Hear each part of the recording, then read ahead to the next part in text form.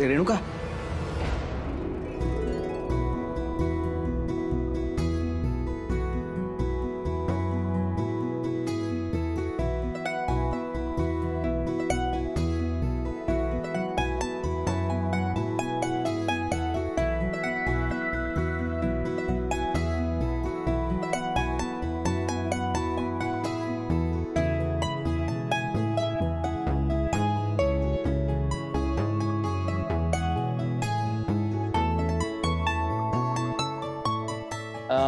रेणुका ओळख करून देतो.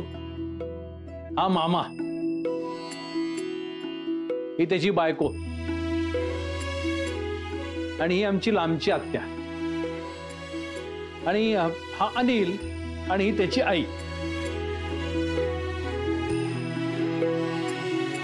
सुंदर आहे तुमची सून आणि जोडाही छान दिसतोय. हे घ्या ना प्लीज, मी माझ्या हाताने बनवलंय.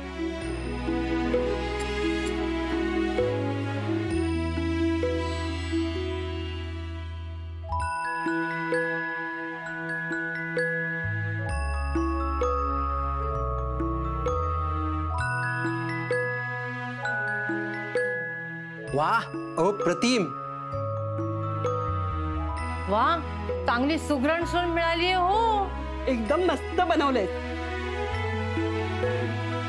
माझा तर विचार करूनच जळफळाट होतोय. एवढं स्वादिष्ट तुम्हाला रोज खायला मिळणार?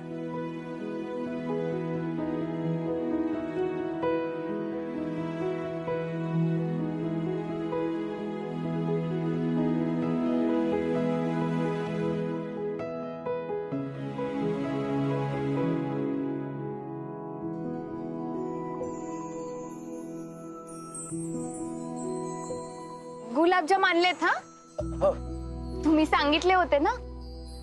अजून वाढू? नाही नाही, मला बस. घ्या हो घ्या. बर, नाव घेतल्याशिवाय सुरू नाही करायचं? चालेल, तशी पण मला काही भूक नाहीये. अगे, पण मला तर लागले की भूक. हा, पटकन नाव घे. मी काय पाठच करून आले नाव. एक होती हरीण, त्याच इवले इवले सपाय, आणि भक्तीशिवाय आता मला करमत नाही. बघते आता तू. हो. आंब्यांच्या पानांचं तोरण बांधते दारी, सुनील रावांचं नाव सगळ्यात भारी. आता जेवून घ्या सगळ्यांनी, चला. मालक तुम्ही बसले असत तर बरं झालं असतं. तुमच्या आज मी जेवतोय, बरं नाही वाटत. काही वाटून घेऊ नकोस. आज तुझा मान आहे, कळलं? तूच पहिल्यांदा बसायचं पहिल्या पंक्तीला. आम्ही सगळे आहोत, नंतर जेवल्याशिवाय जाणार नाही. आणि सुरू करा, सुरू करा.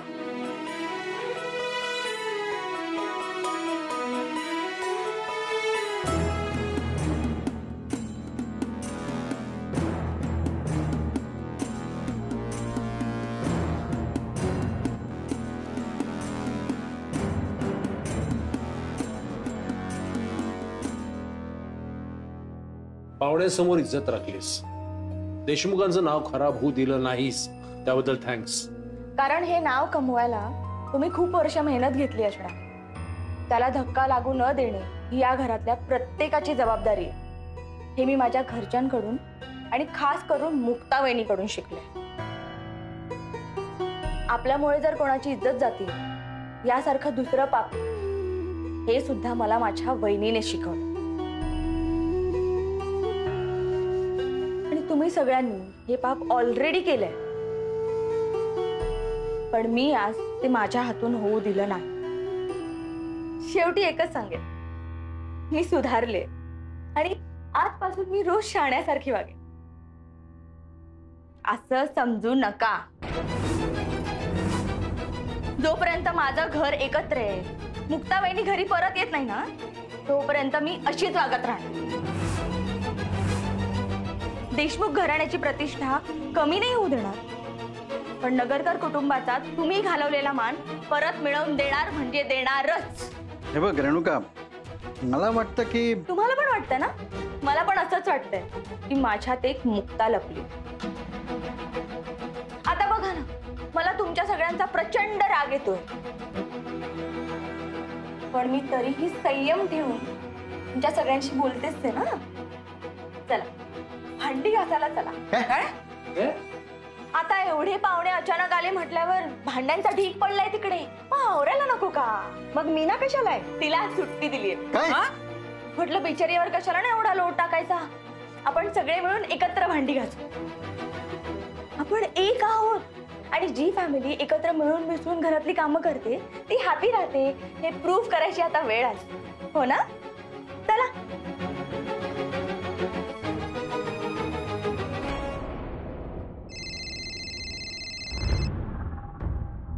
हॅलो. होय सुनिया, अरे अजून किती वेळ लागणार आहे निघायला? निघतोय आता थोड्याच वेळात. आता सगळी जेवाय बसलोय.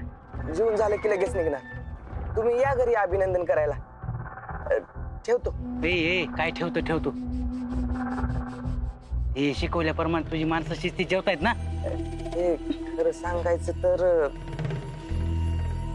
सगळी आगाशासारखी जेवायला लागल्यात. हायो बाबो, ही वाट लावणार आहेत. ए बाबा पुण्या, तू एक काम कर, तू पहिला जा आणि त्यांना काहीतरी लवकर सांग. जा, ठेव फोन, जा. मी पाहतो काहीतरी. पाहतो.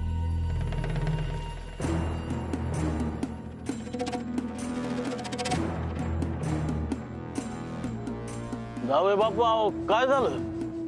असं भरल्या ताटावरनं उठायचं नसतं. नाही, ते भक्तीसाठी सरप्राईज आणलं होतं, ते द्यायला उठलो. आलो जरा नातेवाईकांशी बोलून येतो. हा.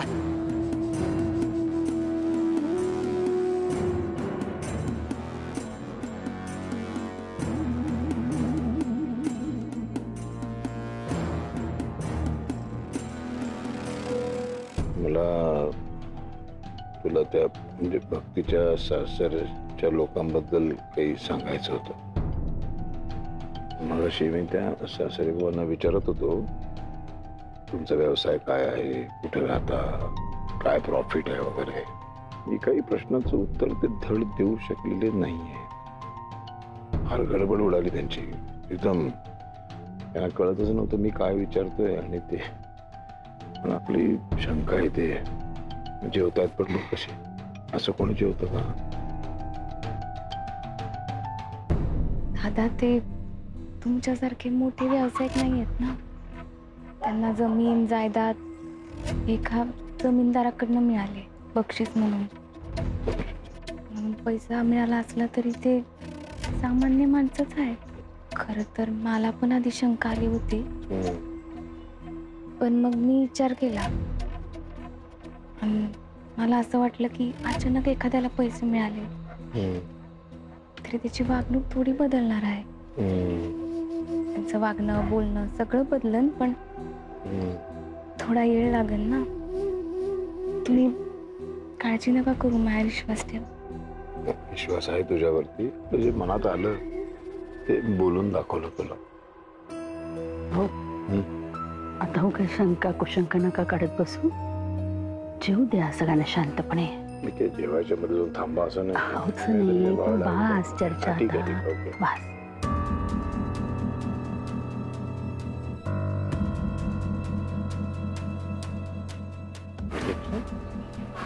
एकदम व्यवस्थित जेवायला लागले.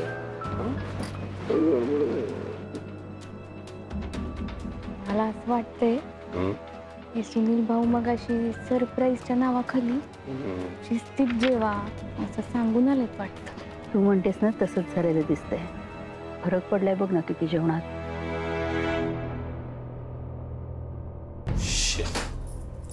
देवा,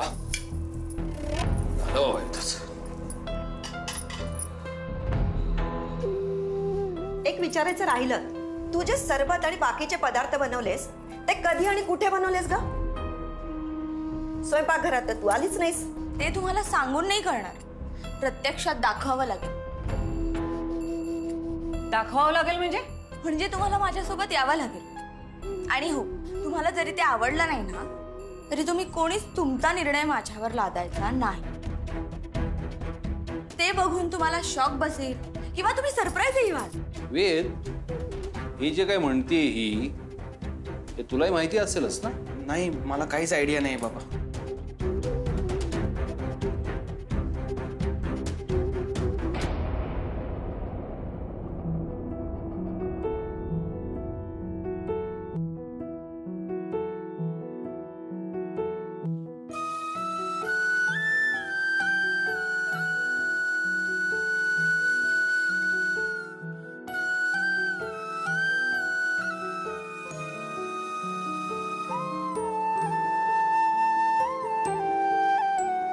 मालक तुम्ही थांबा. हो हो सोडून आलो. होय होय. चल.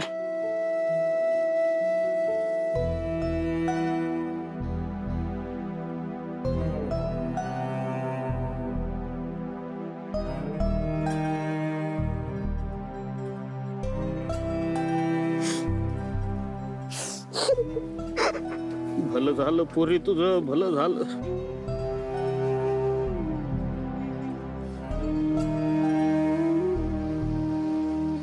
पोरीची काळजी घ्या माझ्या. सासरे हो, तुम्ही अजिबात काळजी नका करू.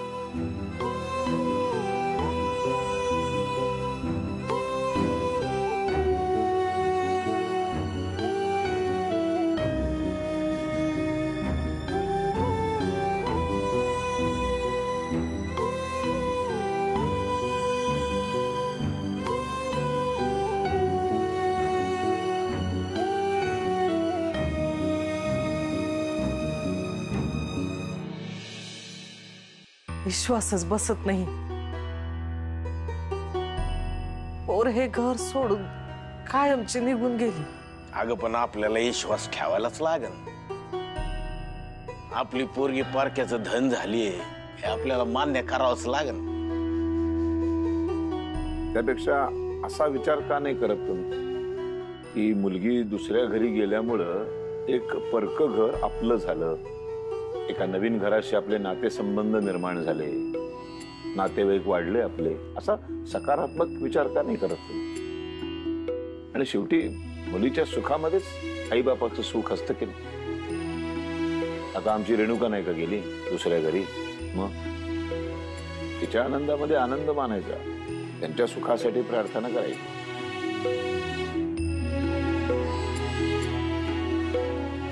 आणि त्या बाबतीत तर तुम्ही खूप नशीबवान आहात. तुम्ही तुमच्या मुलांवरती इतके छान उत्तम संस्कार केलेले आहेत. आता बघा, तुमची मुलगी मुक्ता आमच्या घरी आली की नाही, किती त्रास दिला आम्ही तिला, किती द्वेष केला तिचा, पण ती हरली नाही. आमच्या द्वेषावर प्रेमाने मात केली, आमच्यातला माणूस जागा केला. त्या भक्ती सुद्धा तुमचीच मुलगी आहे, त्याच संस्कारात वाढलेली आहे. मग तुमच्याकडनं मुक्ताकडनं ती हे सगळं शिकली आहे. काळजी करू नका. ती जिथे गेले ना ज्या घरामध्ये, ते घर सुद्धा ती प्रेमानं असं जिंकून घेईल.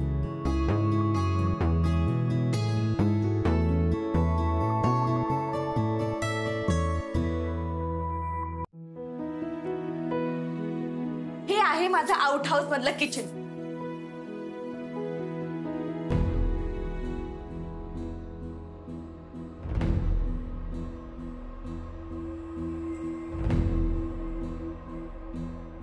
हे काय, तू तुझं वेगळं किचन केलंस? अहो आई, हे घरापासून तोडलेलं वेगळं किचन नाहीये, हे रेणुकाचं किचन आहे,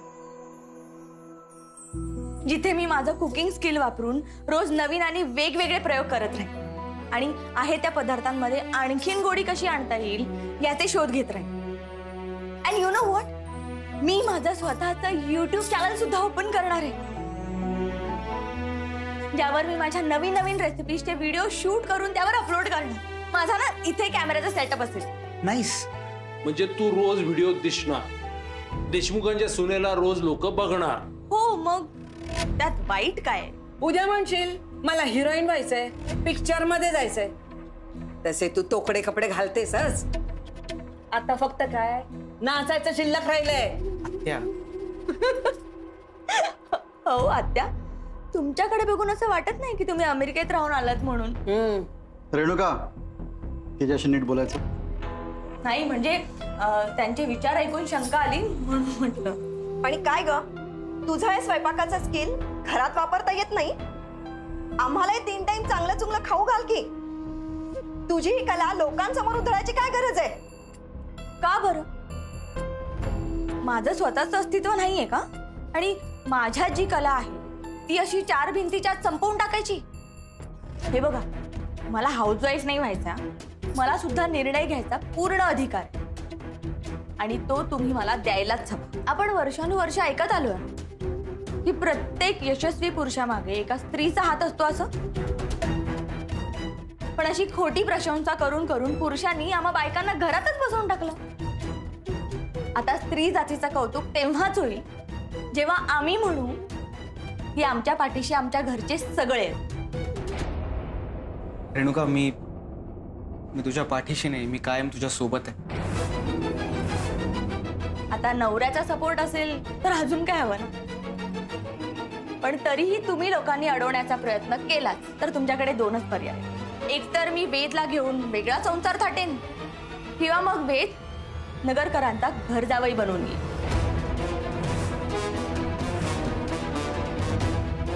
म्हणजे मुक्ता गेल्यावर सारंग त्या शिंद्यांचा घर जावई झाला तसाच ना.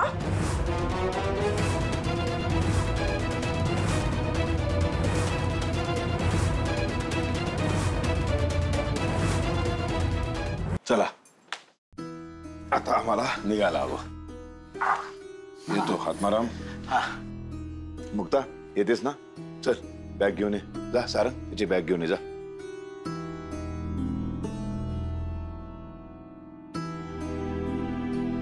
ए मुक्ता, तुला कळत नाही का? तू त्या घरामध्ये नाही आहेस. आमच्या सगळ्यांची काय अवस्था झाली आहे. ही तुझी आजी, इथे सकाळी उठल्यानंतर रोज मुक्ता मुक्ता हाका मारत फिरत राहते. ही वैजयंती मोठी आई तुझी, तिच्या डोळ्यातलं पाणी थांबत नाही ग. मलाही त्रास होतो. तू घरामध्ये नाहीयेस हे आमचं मन आमची मानायलाच तयार नाहीये. चल बाळा तू चल, आता नको हट्टाला पेटूस. चल दादा, मी परत आले रेणुका त्यांच्या संसारावर परिणाम होईल.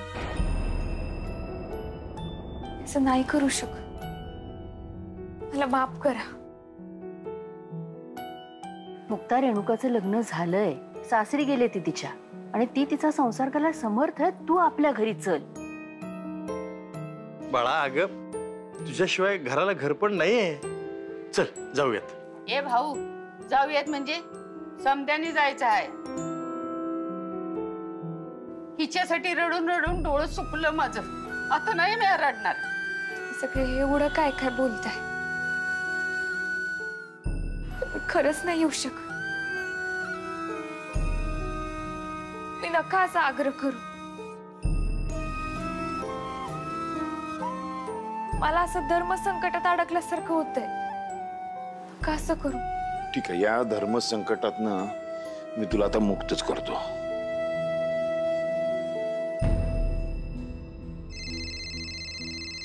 रावसाहेब,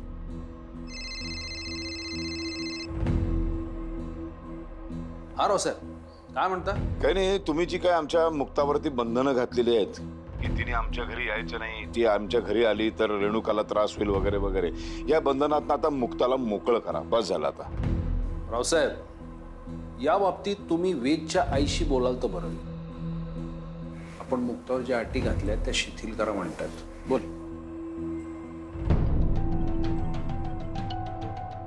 हे बघा, रेणुकाने मुक्तावरून आम्हाला खूप त्रास दिलाय. आमचं जगणं मुश्किल केलंय. तुम्ही ना एक काम करा, त्या मुक्ताला तुमच्या घरी आणा आणि रेणुकाला कायमची तुमच्या घरी घेऊन जा. एक ऐका. हॅलो, मला माहित होतं हे असंच होणार. त्या काय म्हणल्या असतील मला चांगलंच माहित आहे. रेणुका ताईंचा आनंद माझ्यासाठी जास्त महत्वाचा आहे. म्हणून मी तिकडे नाही येऊ शकत. मी कुठेही असले तरी मी नगरकरांची त्या घराची सून आहे. काही झालं तरी ते बदलणार नाही.